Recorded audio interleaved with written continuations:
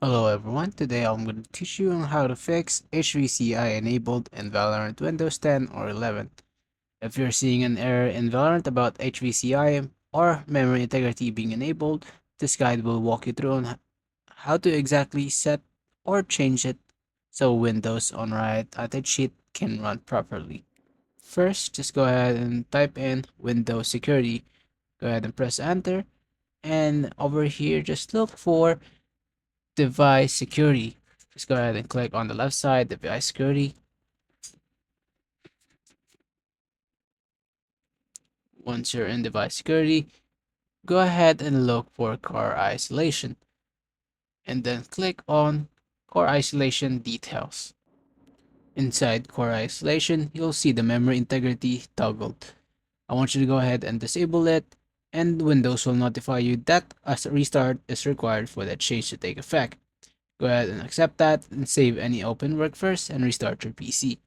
The toggle may take a moment to switch off. Don't worry if it lingers for a second before confirming changes. After your system reboots, launch Valorant again. The HVCI or memory integrity error should be gone, and Vanguard should initialize normally. If you still see the message, what we could do is reverse by doing so. Just go ahead and turn on memory integrity again, restart your PC, and then try launching your Valorant again. And another thing we could do is by going to your BIOS.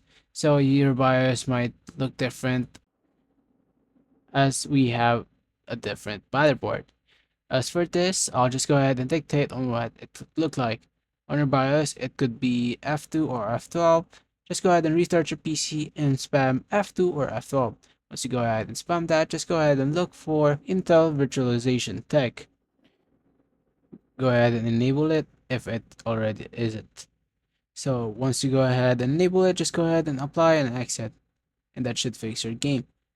I hope this video helped you out. Have a wonderful day. Thank you so much for watching.